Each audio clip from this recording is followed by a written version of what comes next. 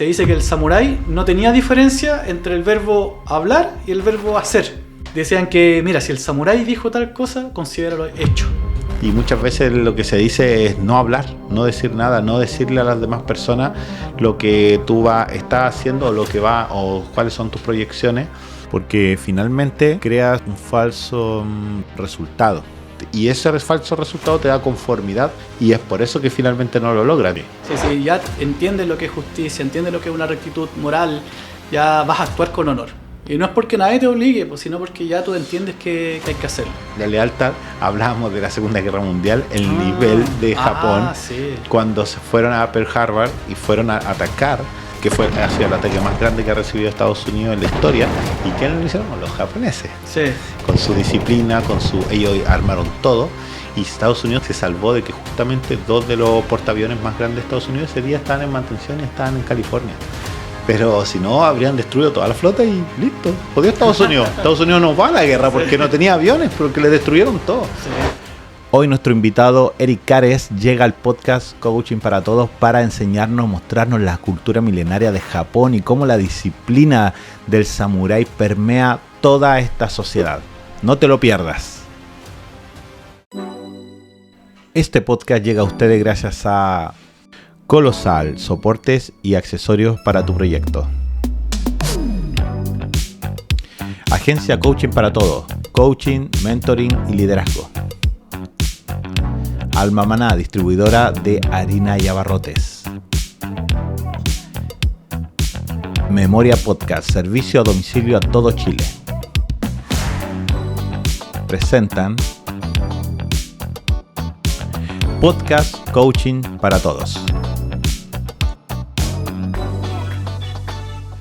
Hola amigos, buenas, ¿cómo están? Bienvenidos a un nuevo podcast Coaching para Todos. El día de hoy tenemos un invitado increíble en esta temporada de verano. Todavía hace mucho calor, estamos aquí ya con más de 30 grados y además unas luces muy bonitas. Pero nuestro invitado es increíble, un invitado de la casa, Eric Cares. Muchas gracias. Gracias, los aplausos ahí espontáneos. Oye, yo estaba viendo a los lados, está el gran invitado, decía yo soy el gran invitado. Oye, pero estamos también en una nueva locación, tratamos de cambiarnos acá porque, como les dije antes, el calor está un poquito fuerte y bueno. Temporada de verano. Temporada de verano, sí. Nos están escuchando ahí en la piscina, yo creo. ¿Ah? Sí, claro, pueden estar viéndonos o conduciendo, quizás están en este momento en alguna playita. Eso. Ahí, hoy con unos audífonos ahí recostados en la arena. Sí, rico. Febrero estamos por si acaso. Febrero. Sí. Oye, y el día de hoy vamos a hablar de tu tema favorito, no el mío, no, nuestro tema favorito, la filosofía. Eso, justamente, así que entrar en materia al tiro. Pues. Te recuerdo que mis temas favoritos son la filosofía y Japón. Entonces hoy día vamos a combinar esos dos temas. Sí, eso estábamos hablando, que para planificar qué podría ser un tema que ayude a las personas, que agregue valor, que algo que también nos apasiona a ambos, que es la cultura japonesa, y qué mejor que hablar de los samuráis. Eso. Los samuráis. A ver, cuando hablamos de samurái, ¿qué es lo que se nos viene a la mente? Bueno, depende de la edad de la persona. Samurai X crecimos nosotros. Sí, Samurai X, pero hablamos ya la espada, un guerrero, artes marciales. Hay una serie súper buena en Netflix que es El Último Samurái en Pie. Tiene 8 capítulos sí. Nomás. Tú me lo habías recomendado y vi el primer capítulo. Sí. ¿Y qué te pareció? Destrozó mi alma. ¿Por qué? Les voy a contar el primer episodio, que es un samurái que termina en una guerra con espada y finalmente son derrotados por las armas, digamos, tecnológicas, ya, las bombas y todo eso. Armas de pólvora ya. Pólvora, claro. Y después de eso viene el sarampión. Bien. Bueno, una pandemia viven y finalmente es muy fuerte porque para nosotros que somos papás y varicela parece que era. Sí. ¿Varicela? Era una enfermedad. Sí. Y el samurái tuvo que salir a buscar recursos porque ya la guerra había terminado y estaban viendo un proceso difícil. Pero es muy potente, muy profunda, como toda la cultura oriental, yo digo. Sí. Es muy profunda, donde las escenas están hechas muy bien para que tú puedas entrar en en este bucle que te lleva en este tránsito, este camino donde tú sientes que, oye, estás viviendo las emociones de ellos. Sí, oye, es súper interesante igual El Último Samurái porque... El Último Samurái en pie, porque hay otra película que se llama El Último Samurái. Sí, esta es El Último Samurái en pie. Es interesante porque justamente los temas que vamos a conversar ahora se ven reflejados ahí en la serie porque, si te das cuenta, el protagonista rescata a una chica. O sea, se ven los valores que el samurái posee. Sin embargo, hay otros que se nota que estaban aparentando ser samurái y al final ya cuando quedan sin señor, sin trabajo, por decirlo de alguna forma. Sí, claro. Claro, porque ya los samuráis no son necesarios porque llegaron las armas de fuego Sí, y ya claro. existen otras formas de defensa. Que la espada ya nada, no tiene ningún valor, Claro, ya él quería empeñar su espada y se la querían recibir. Justamente ya la espada pasó a segundo plano, ya prácticamente algo arqueológico. Sí. Porque ya las nuevas armas son las de pólvora. Entonces, ¿qué hace un samurái sin trabajo? Entonces, claro, Es como un informático, le quitaste la computadora. claro, ¿qué hace? Entonces al final queda lo que está internamente, por lo verdadero, lo eterno, lo bello, Sí, lo los real. valores, claro. Sí, entonces ahí en esa serie se demuestra eso. Al final, si yo soy un samurái que aparentó siempre, bueno, tengo mi espada y empiezo a hacer puras locuras nomás. Po. En cambio, los reales samuráis hacen lo correcto siempre. Bien, entonces justamente, en base a eso, vamos a conversar sobre este libro que te traje, que es El Bushido. Acá está, sí, acá. No sé si quieres mostrarlo tú ahí más profesional. Este tiene autofoco, así que... Eso. ¿Se ve? Eso. Sí, bien, El Bushido entonces es un Vamos a libro, buscar acá. es un libro, es un manual podríamos llamarlo, que es un código de ética samurái. Bien, lo escribió un japonés desde su punto de vista, interpretando todo lo que es la vida del samurái. Recordemos que el samurái era un defensor de un señor.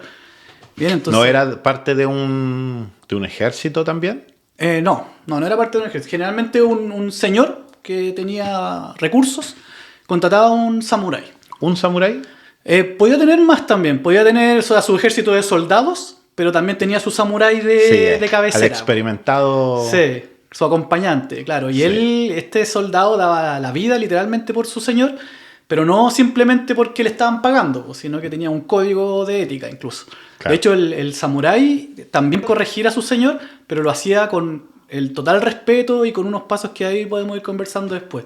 Entonces no era como que te compraran como un esclavo ciegamente por un costo, sino que había un razonamiento y había una entrega, había un espíritu de proteger a mi señor.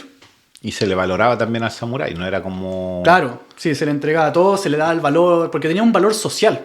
Uno decía, mira, el samurái de tal señor. Entonces había un respeto, había una mirada muy respetuosa en base a los samuráis de la época. Perfecto. ¿Te parece que partamos conversando? Partamos. Con los valores de los samuráis.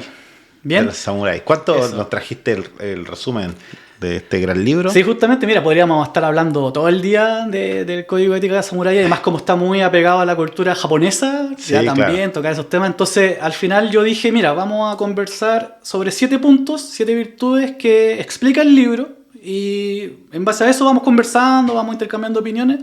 Creo que te decía, si estos valores es como... está bien asumido por la cultura japonesa, digamos, es como el estoicismo de otra región del mundo, otro lugar del Sí. mundo, en este caso de Japón. Sí, justamente. De hecho, se lo explica también en el libro que en Japón hay como un protocolo tácito, un protocolo no escrito. La que sociedad- la sociedad, claro, lo sigue. Si te das cuenta, tú ves ejemplos en Japón que hay mucho honor, mucho respeto, los índices de delincuencia son muy bajos. Al final todos los desórdenes que hay en Japón son por los turistas más que por los propios japoneses. Pues. De hecho, los japoneses ya están hasta acá. Hace poco cancelaron un festival porque llegaban muchos turistas y desordenaban mucho ahí el sector. Entonces dijeron, ¿saben qué? Mejor no hagamos el festival. Se cancela. Solamente por el hecho de que los que no somos japoneses vamos y desordenamos mucho y ellos no están dispuestos a eso. Entonces imagínate el nivel de respeto al orden, respeto a la armonía que tienen. Bueno, cuando terminan Que ya no quieren los eso. partidos de fútbol, la gente le llama la atención porque son los japoneses los que levantan la basura. Justamente. Nunca, pero no sé si a lo mejor lo has visto tú, porque yo lo he visto más en la selección de Japón y la gente de Japón. No es así con Corea u otras zonas de ahí. Pero me llama la atención que siempre como Japón tiene como esa disciplina de recoger la basura y toda la basura, no solo tu basura. O sea, Claro. ellos Todo el lugar. Limpiaron todo. Sí, tienen un respeto por el lugar, se sienten ya integrados a la naturaleza, por decirlo así, que hay un respeto por donde estoy. Sí. Claro, que implica limpieza, implica orden incluso, todo lo que es Feng Shui, tengo entendido que viene de allá también, por dónde colocar los muebles, dónde poner todo. Entonces hay un tema ahí de sociedad, de cultura en Japón. E incluso hay hace poco salió un video viral de una turista japonesa que fue a Perú y se encontró con este típico señor que vende cosas en los semáforos, por lo visto, ¿no? No. Que venden chicles, vende cositas. Ah, ok. Y la chica se asustó porque pensó que era una estafa y lo empezó a insultar, la japonesa. Dijo, no, aléjese, y le empezó a decir frases fuertes. Po. Y luego él se dio cuenta, la gente le dijo, no, mira, ¿sabes que él es un vendedor de acá? Él no hace nada. Y ella se sintió, pero terrible, voy a buscarlo ahí. Y fue, lo buscó, y se arrodilló, y se hizo la típica reverencia de japonés cuando está, pero... Sí, así le empezó a gritar, perdón, así con el pecho a tierra, así, discúlpeme, perdón, ya como humillado porque se equivocó, cometió ese error y lo insultó. Entonces, una persona de otra cultura, como nosotros, por ejemplo, chilenos, si nos equivocamos con una persona y después nos damos cuenta que, mira, ¿sabes que yo estaba equivocado? No vas a buscar a la persona para pedirle perdón. No. No vas a hacerlo. Ay, ya, qué tanto. Sí, ya. Fue nomás, ya me equivoqué. Y lo justifican a veces. Si al final igual era medio pesado, me miro feo. Sí, justamente. Entonces, vamos a conversar eso más adelante en cuanto a lo que es el honor de demostrar, mira, yo soy una persona que enmienda sus errores y hace algo al respecto. Claro. También existe eso en los samuráis y deberíamos aprender nosotros como cultura eso. Perfecto, genial. Ya, mira, partimos entonces. Ya, como te dije, 7 virtudes del código del Bushido. La primera es la rectitud o justicia. ¿Qué podríamos decir de la rectitud? Que es, en los samuráis, es como una convicción interna del alma, de lo que está bien y lo que está mal.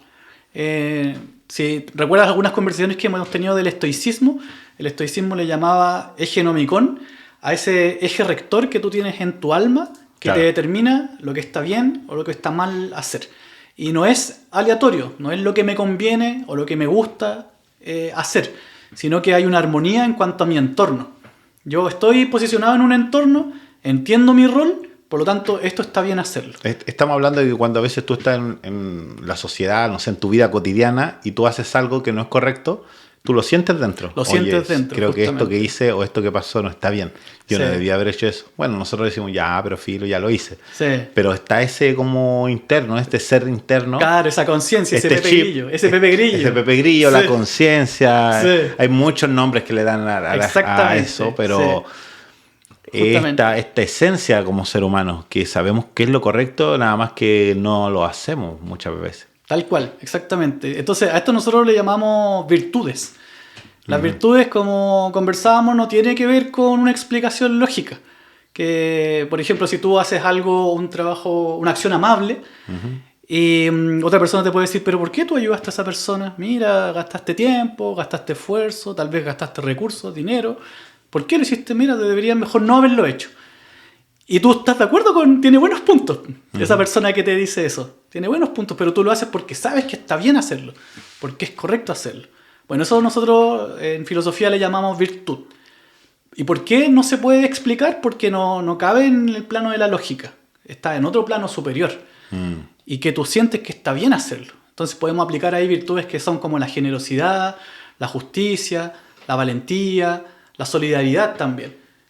Aspectos como la solidaridad, por ejemplo, si tú estás con el dinero justo, pero un vecino está pasándola mal y tú vas y le das un poco de dinero, alguien que te ve podría decirte, pero mira, si tú no tienes para ti, ¿y por qué estás dando?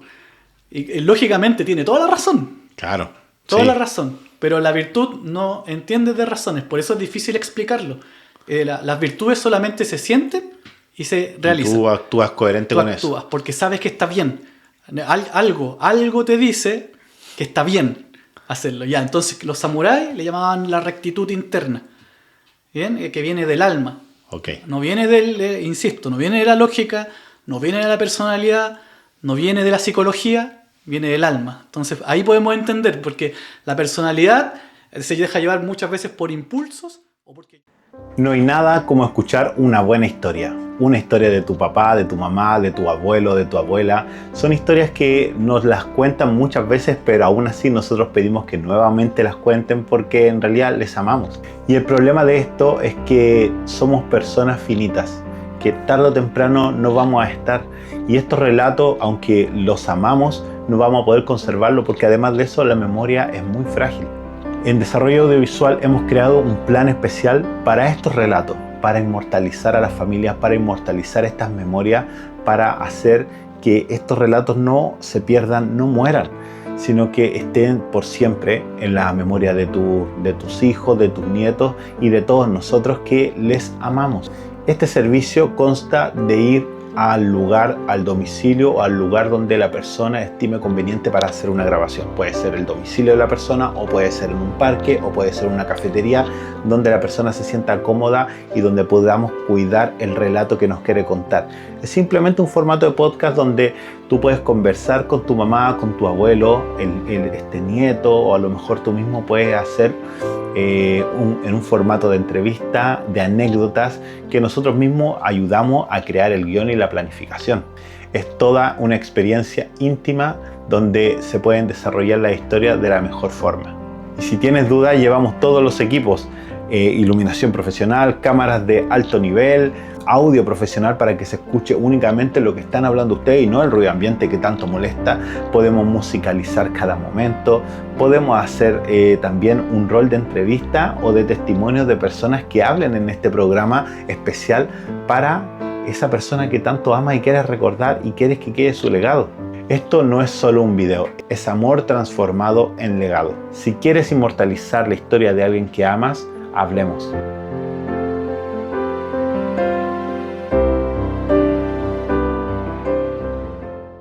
Que si tú le haces eso, lo humillas públicamente, es un tema pero grave, gravísimo. Sí. Entonces cuidaban también ese aspecto de cómo se presentaban, cómo hablaban, cómo se dirigían a las personas. Mira. Bien, ¿quieres seguir? Vamos al punto... Vamos al segundo punto. Ya, el segundo punto es el valor y el espíritu de audacia, que ellos le decían yu. Bien, entonces Yu. Sí, Y-U o Y-U, como le dicen. Okay. Entonces, en los samuráis decían que para aplicar justicia tienes que tener el valor. La justicia va de la mano con el valor. Porque si no tienes valor para ejecutar ese acto justo, entonces no es justicia. No existe la justicia. La justicia si está en mi mente solamente, o si yo digo, mira, esto es justo, pero no tengo la valentía para aplicarla, entonces no es justicia. Y después Confucio explicaba también, que es un maestro de sabiduría oriental chino, decía, mira, si tú no tienes el valor para realizar lo que sabes que es justo, estás siendo un peor ser humano que alguien que no sabe lo que tiene que hacer. Sí, porque claro, tú ya estás en conocimiento de lo que está bien y lo que está mal, sí, pero tú no lo quieres hacer. No hay ignorancia, es porque eres mala persona casi. Eso sí, es lo que dice. Es que muchas veces hay miedo ahí, pues, ¿para qué estamos con cosas? Muchas veces uno sabe cómo debe actuar en el trabajo, por ejemplo. Yo debería decir tal cosa, debería decirle a mi jefe tal cosa. Es como cuando hablan de la economía, cuando los países se están arruinando, o los políticos, o de alguna manera la clase política está haciendo que el país empiece a caer. Tú te preguntas, ¿lo hacen por ignorancia o porque realmente ellos están viendo sus propios intereses?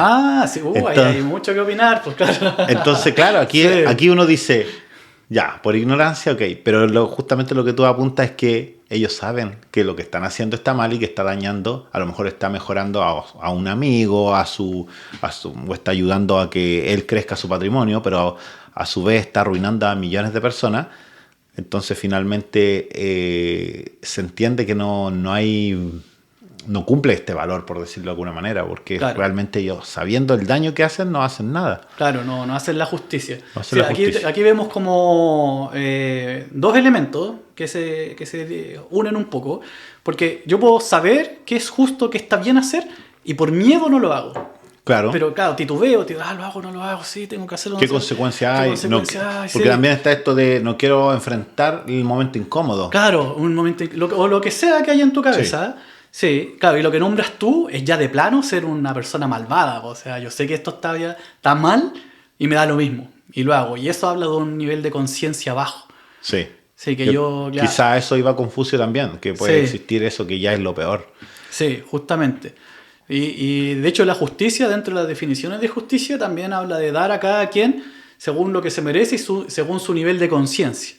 Por ejemplo, un político que se supone que está para gestionar los recursos de un país y de dar bienestar a los seres humanos, tú lo ves robando en un supermercado, por ejemplo. Que se robe, no sé, un kilo de pan y se lo robe así a propósito. Y luego ves a otra persona común y corriente que tal vez tenía hambre, tal vez no le alcanza para llegar a fin de mes y también decide robar un kilo de pan.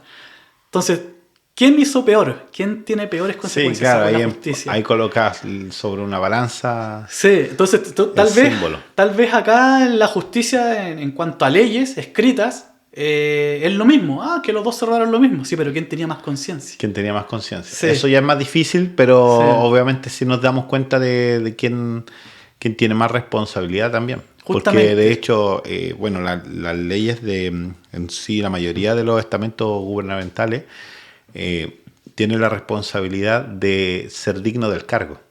Entonces, justamente un político o una persona que no es digna del cargo porque a lo mejor, no sé, no robó, pero estuvo involucrado en un escándalo, no sé, amoroso, eso no es digno del cargo. ¿Podrían sacarlo? A lo mejor no, pero sí es indigno que una persona que supuestamente es representante de los mejores valores del país tenga, no sé, vamos a ponernos bien radical aquí, que engañe a la señora o que haga, no sé, que estafe. Pero siento que no es tan radical lo que dice, pues al final con todo lo que... pero engañar a la señora es como que ya está muy naturalizado el engaño amoroso, por decirlo así. Lamentablemente está muy naturalizado, sí. Pero sí está mal porque en realidad supuestamente las personas que están arriba debieran ser los mejores representantes de un país. Claro.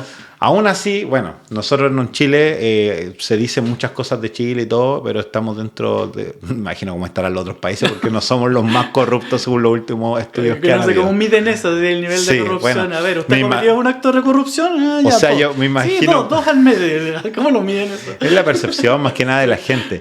Porque igual es heavy, porque la percepción igual es manejada por un medio de comunicación. Justamente, entonces es como complicado, pero por lo menos en otros países es muy malo el nivel de percepción. Sí, es muy notorio. Muy notorio. Sí. Ahora tú puedes decir, a lo mejor ellos sí están viviendo una realidad, siempre lo digo, ¿no? Que a lo mejor sí en Perú han cambiado tanto presidentes porque finalmente a lo mejor su justicia ha funcionado de alguna manera bien, y acá a lo mejor no tanto, no sé, a veces uno se plantea ese tipo de cosas. Claro, es importante lo que dices tú porque en filosofía se dice que el político es ya el nivel superior de un ser humano. O sea, ya es un ejemplo de virtud. Claro. Y la población lo ve como un ejemplo, un estandarte. Mira, así me debería comportar yo, como ese ser humano. Claro.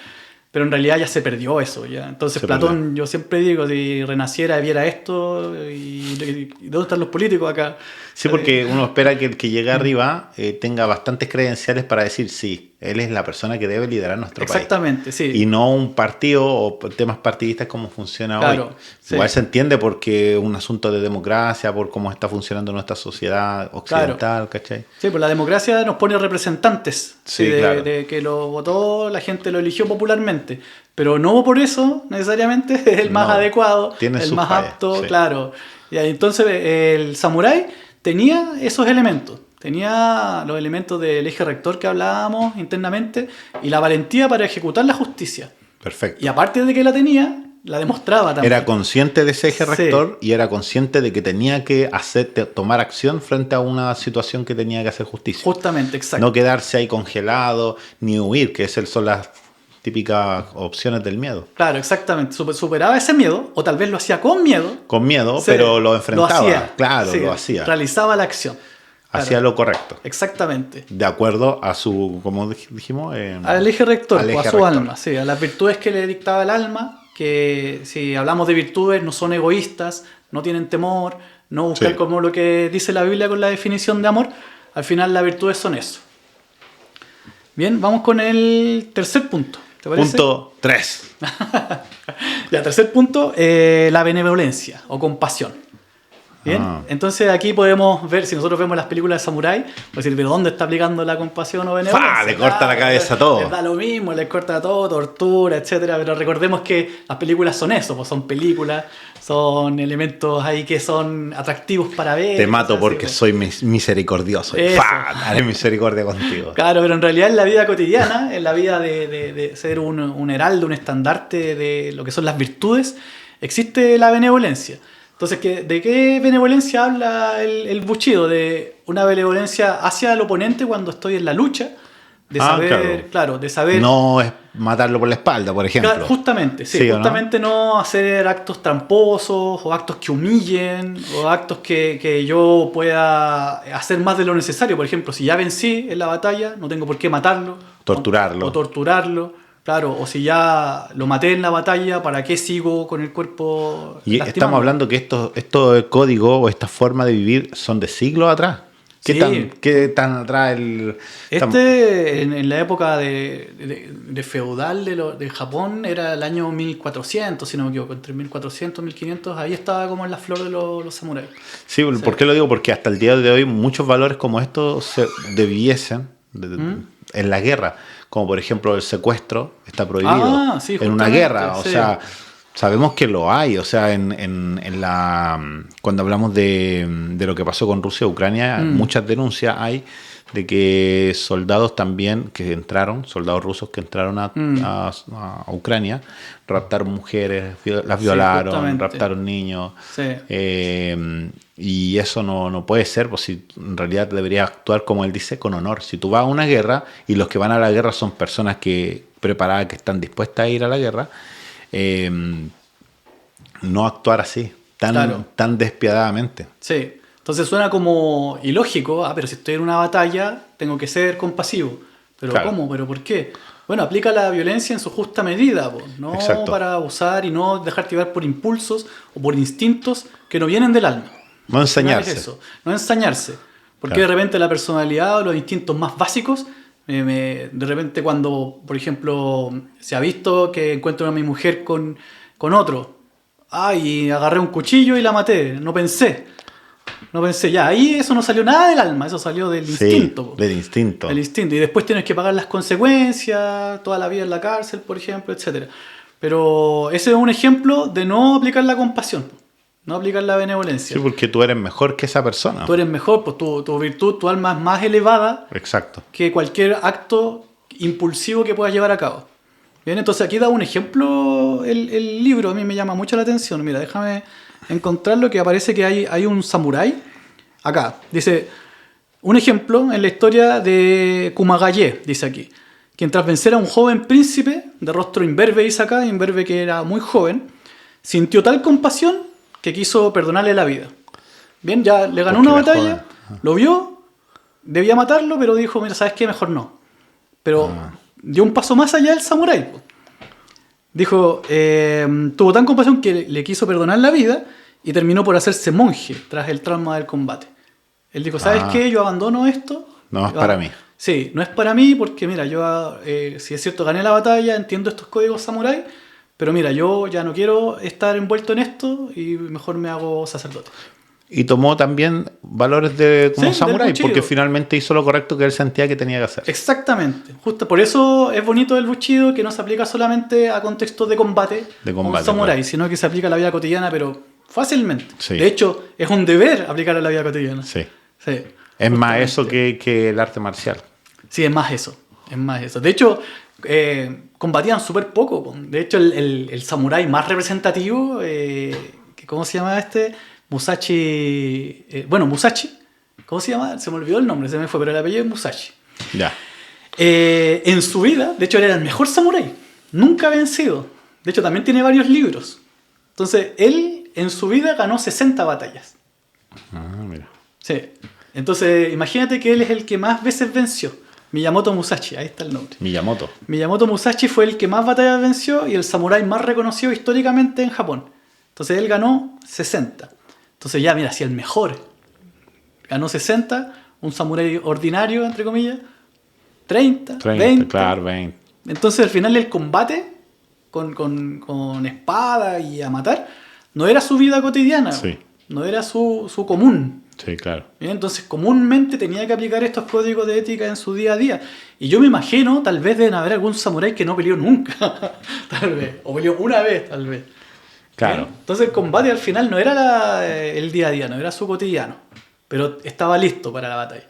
Al final es como el dicho oriental que es mejor tener un guerrero arreglando el jardín que tener un jardinero en la guerra. Sí, claro. Tal cual. Sí. Eso me recuerda a 300, los que vieron la película. Exactamente. Entonces mejor siempre estar listo para la batalla, siempre entrenar, siempre tener tu mente, tu alma alineada para una batalla, que no tener nunca nada y tener que ir a la batalla. ¿Bien?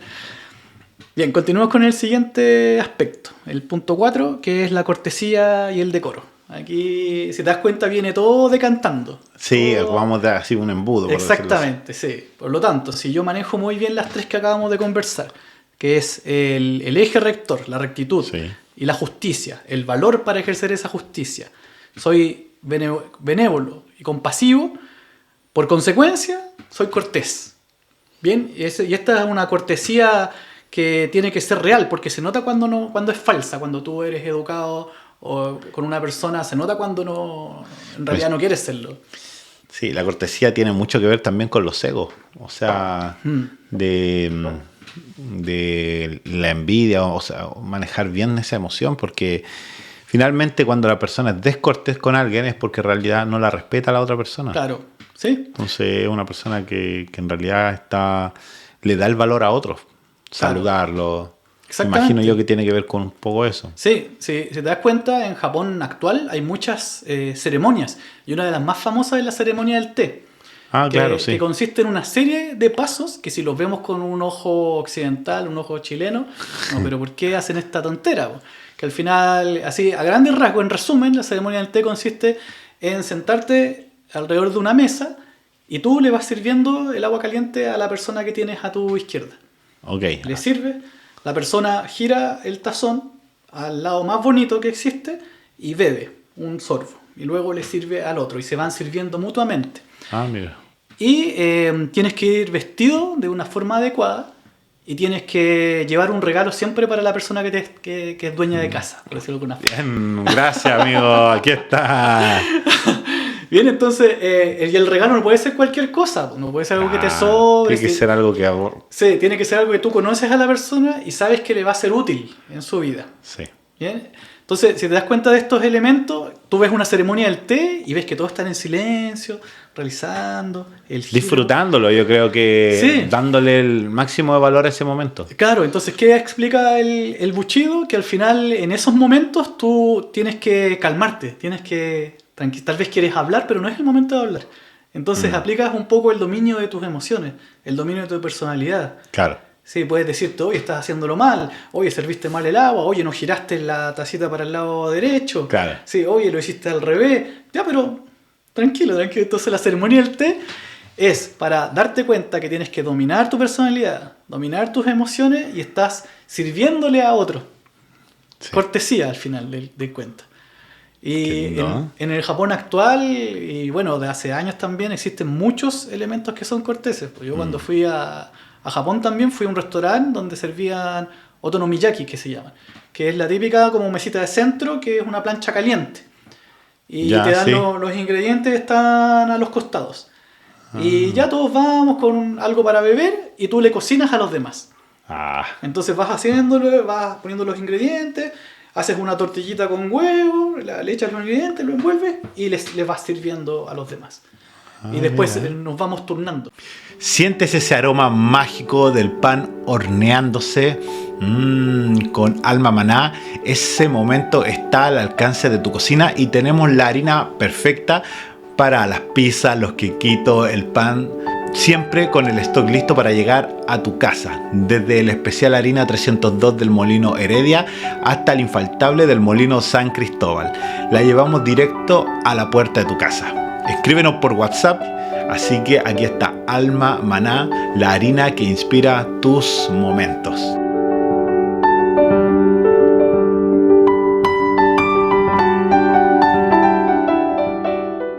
Imagina tu pantalla perfectamente alineada, sin cables molestos.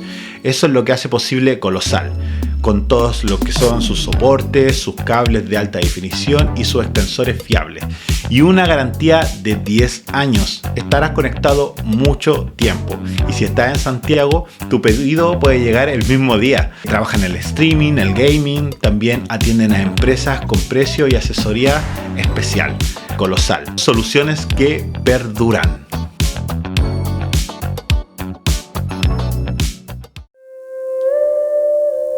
¿Te has preguntado cómo lograr hacer ese cambio que sientes que aún no llega? Bueno, en la agencia Coaching para Todos es no solo una reflexión. Accede a estrategias claras, prácticas y cercanas para avanzar en tu proyecto personal de acuerdo a tus valores, de acuerdo a lo que tú eres. Es coaching que sientes como una guía real para transformar ideas en pasos firmes.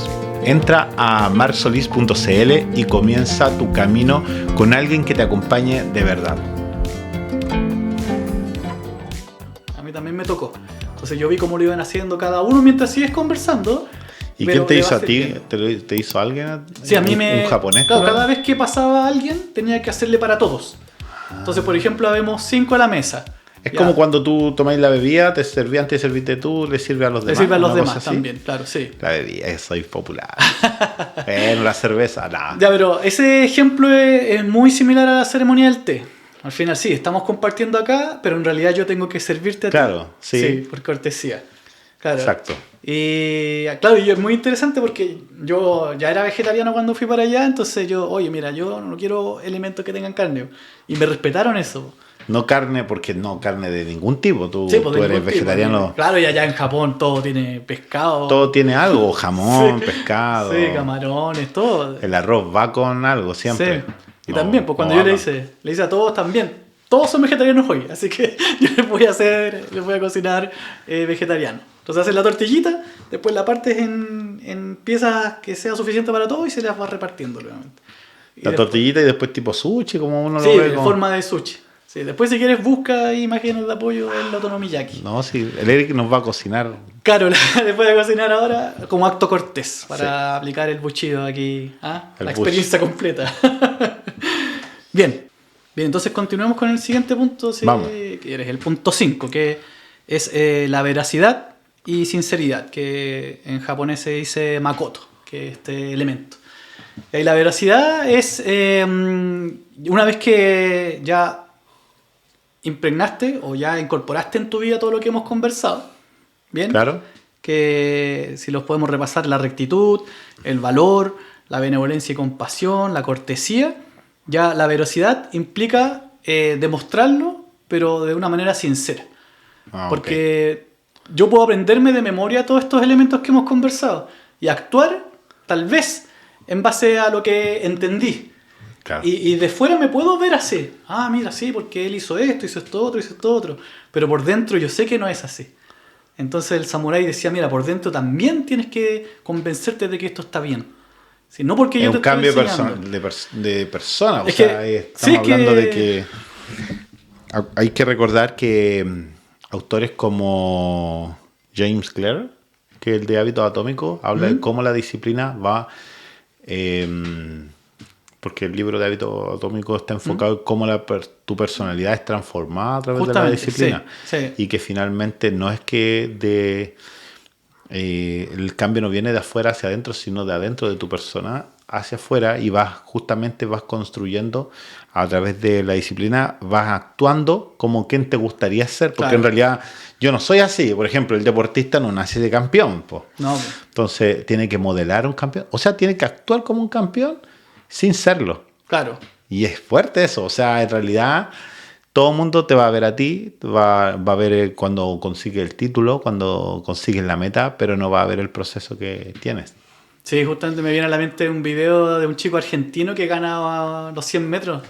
Y el periodista va y le dice, oye, fue muy fácil para ti ganar, porque ganó con amplia ventaja. Claro, y ahí el niño que tendrá unos 12 o 13 años y le dice, no, esto no fue fácil. Esto no fue fácil porque tuve que dejar celebraciones, estudios, tiempo de descanso. Sí, claro. Sí, y al final, por eso se vio fácil.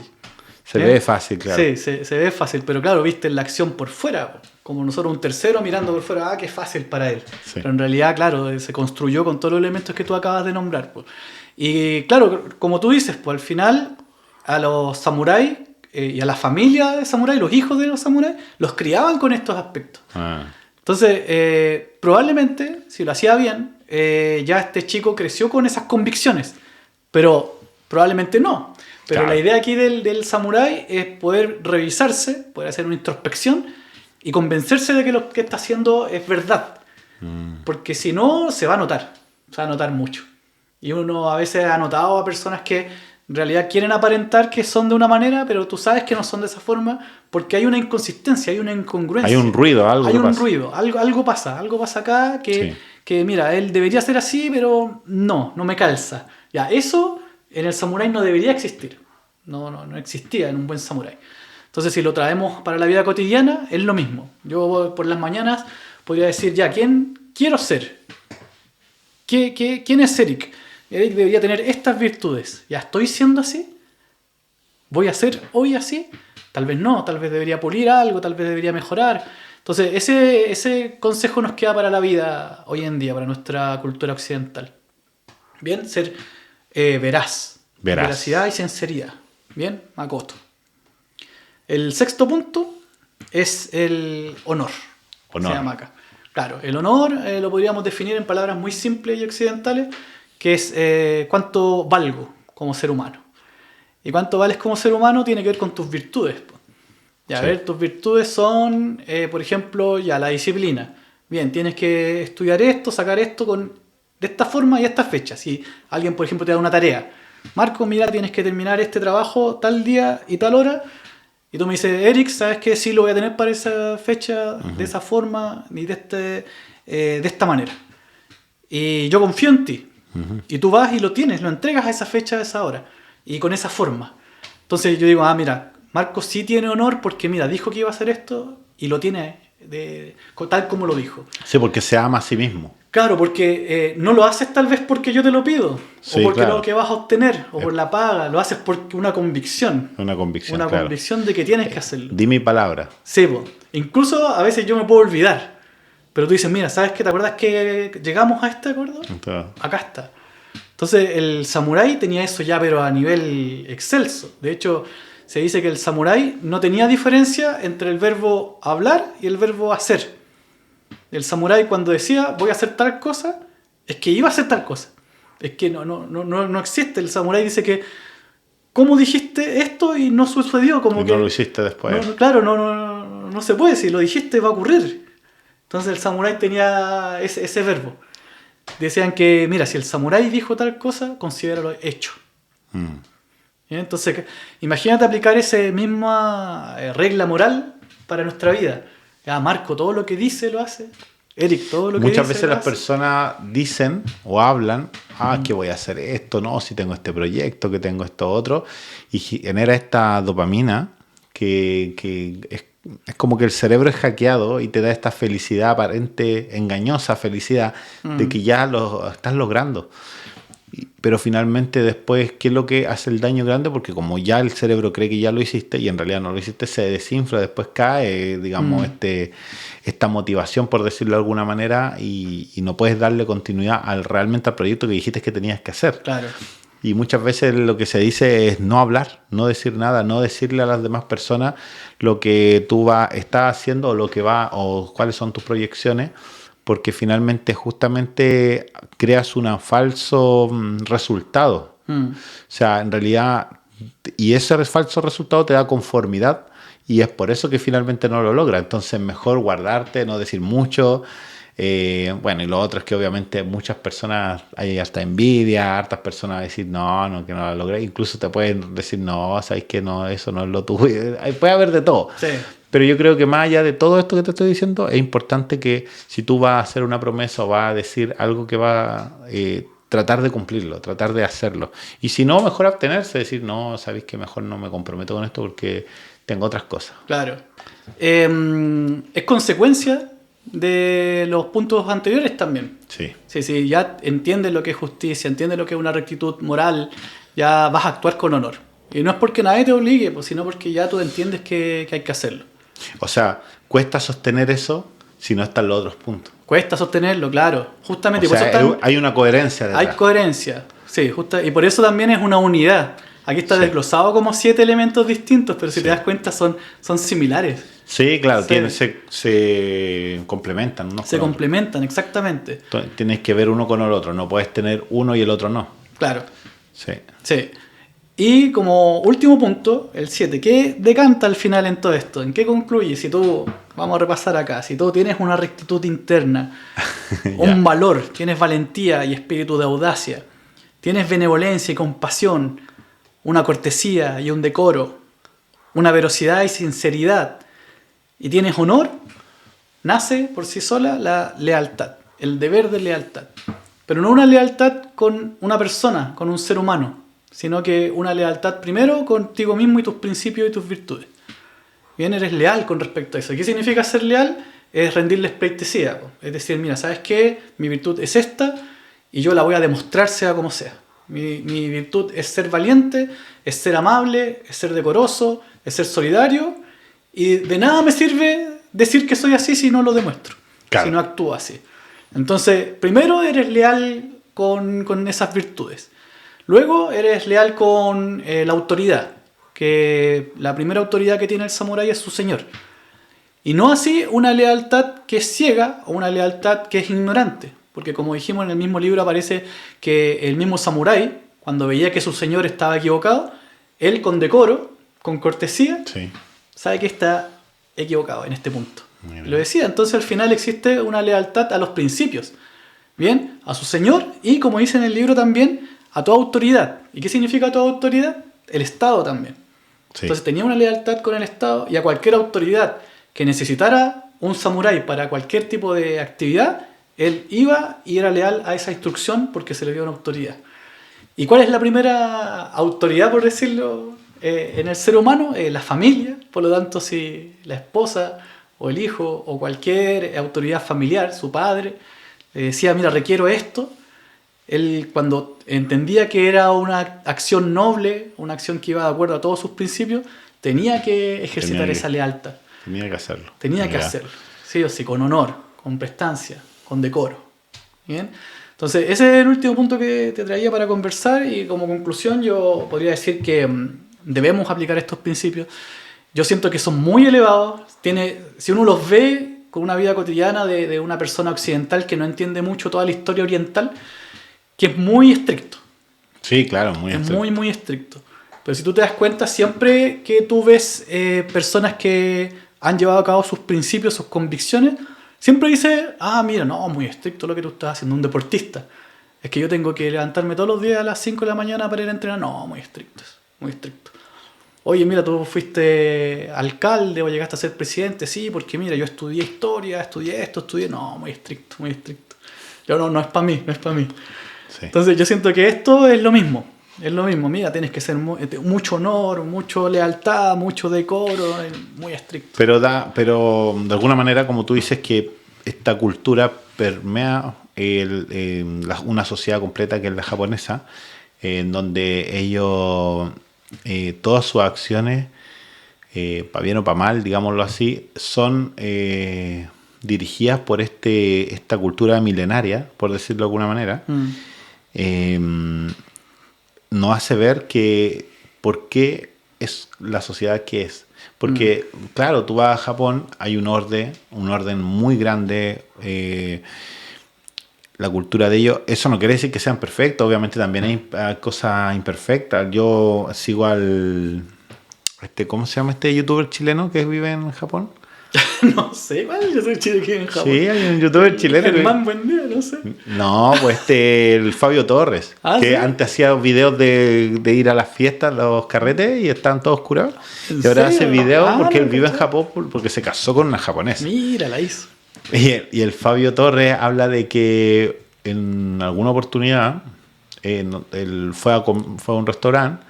Más que un restaurante, fue como un restaurante, digámoslo así. Yeah. Y fue al baño, después salió del baño y habían dos señores en Japón, japonés, están ahí hablando y todo. Y él escucha todo porque entiende, habla el idioma. Entonces está diciendo que, oye, perdí mi teléfono, ¿quién fue aquí? ¿Quién fue allá? Y dijo, y empezaron a mirarlo a él, no, tú fuiste al baño. Yo había ido al baño. Y él dijo, no, yo no tengo nada que ver. No, si tú fuiste. Ya llamamos al tiro a la policía. Y es heavy porque si alguien te acusa a ti, no lo resuelven en el minuto. Lo que hacen es te llevan detenido, preso, inmediatamente. Si tú te acusan de robo, inmediatamente preso y ahí después se hace el juicio. No es como nuestra cultura de que hay todo un protocolo, ya le robó el teléfono, ya el que se vaya a su casa, lo van a llamar a usted a un juicio. Claro. No, inmediatamente se lleva detenido a la persona. Y no, pero si mira, revísame, le decía, revísame si no tengo nada. Pero no, si no fui, no, si tú fuiste. Y al final le dijo, pero por favor, no llame a la policía porque él sabía lo que significaba eso. Dile, digámosle, pidámosle las cámaras al local. Y fueron a ya, finalmente habló con la gente del local y accedieron a ver las cámaras y justo muestran que él fue al baño, es verdad, pero después de él fue una mujer. Y después ahí entendieron que la única persona que pudo haber sido era la mujer y que fue ella la que robó Pero le dije, ¿y qué pasa si yo no sé el idioma? No sé cómo hablarlo, nada.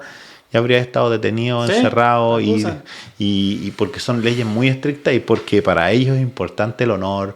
Todos estos valores que estamos hablando, o sea, tú no puedes ir a robar, es como eres lo peor lacra de la sociedad si estás robando, es como lo peor de lo peor. Justamente, sí. Y que obviamente debe haberlo, pero ellos tienen un alto estándar moral, entonces por eso son tan estrictos. Claro. Y hablábamos antes del podcast que cuando hablábamos del honor y justamente el último punto, el 7, ¿cuál era? La lealtad. La lealtad, hablábamos de la Segunda Guerra Mundial, el nivel de Japón cuando se fueron a Pearl Harbor y fueron a atacar a esta guerra contra Estados Unidos y bombardearon ha sido el ataque más grande que ha recibido Estados Unidos en la historia. ¿Y quiénes lo hicieron? Los japoneses. Sí. Con su disciplina, ellos armaron todo y Estados Unidos se salvó. Hay varios estudios de eso y por eso ellos pudieron ir a la guerra.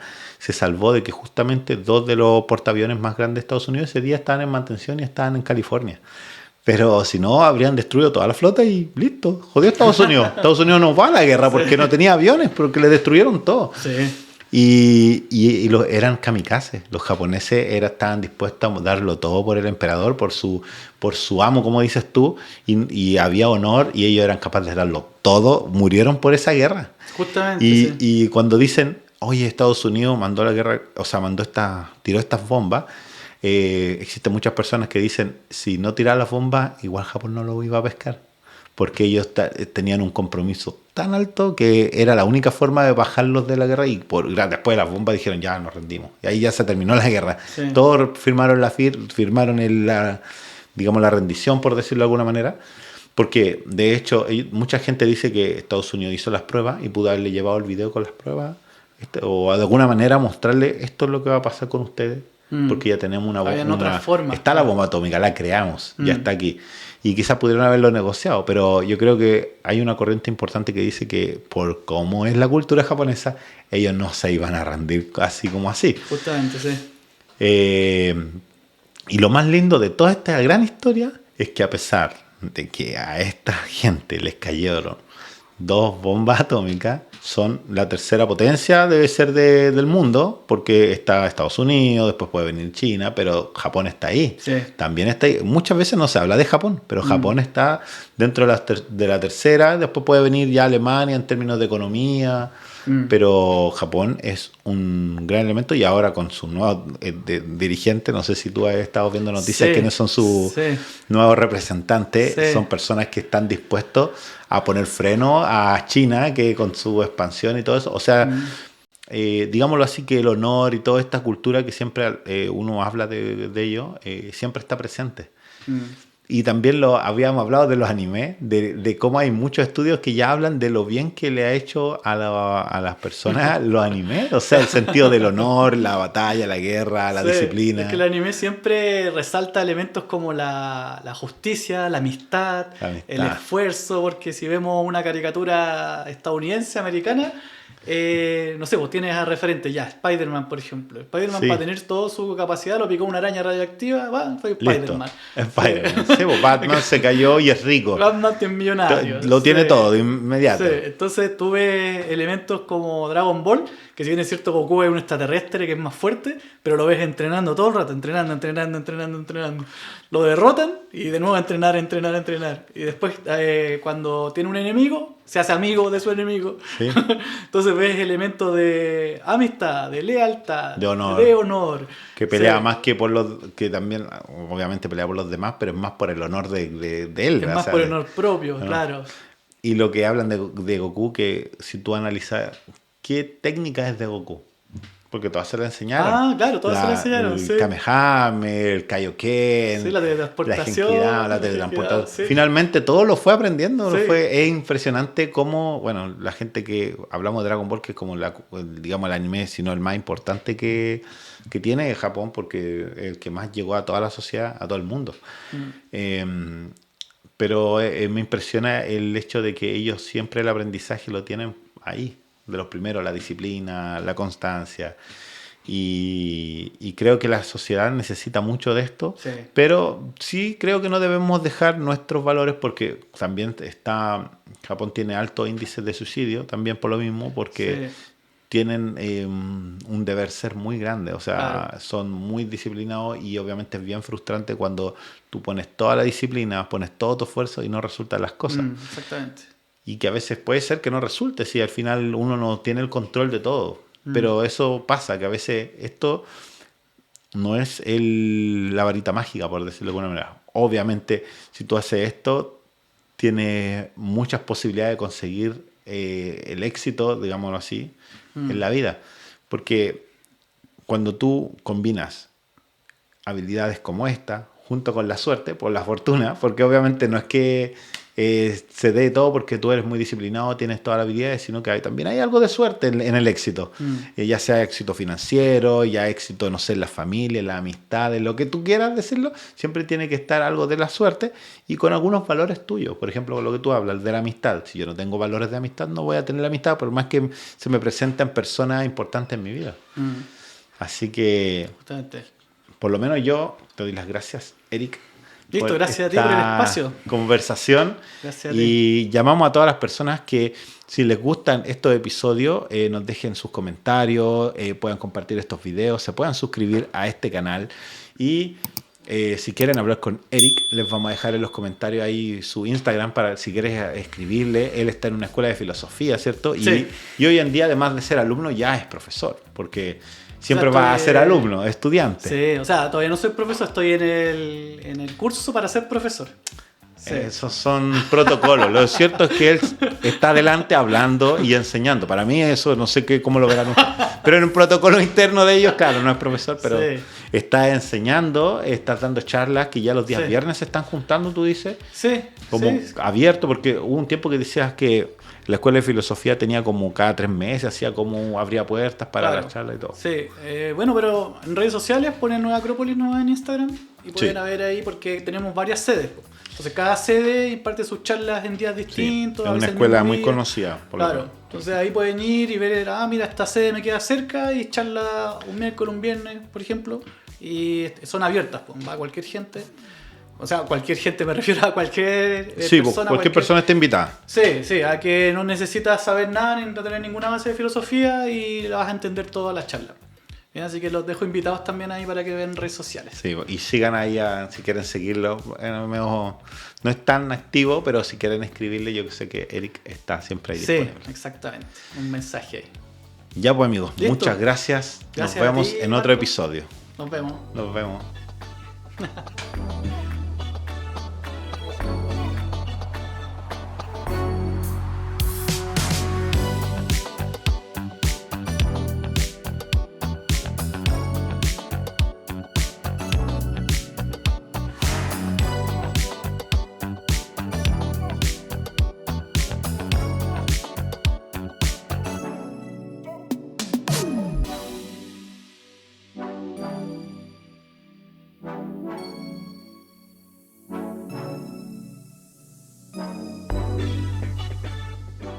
Entonces yo ahí Dije, oye, aquí puedo vender harina. Sí. Ya, pues nosotros transportábamos harina y me puse a vender harina informalmente primero. Sí, como todos los como negocios, todo. siempre se dice es Sí. mejor partir así y si resulta formalizar. Sí, es correcto.